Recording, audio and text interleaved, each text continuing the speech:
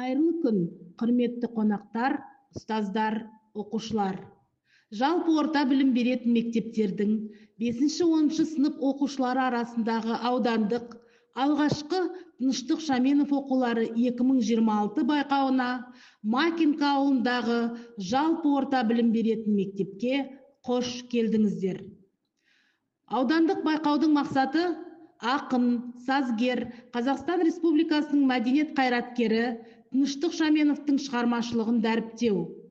Оның әдеби және музыкалық мұрасын жас ұрпаққа таныстыру арқылы оқушылардың көркем шығарманы қабылдауын, әдебиетке, өнерге деген қызығушылығын арттыру.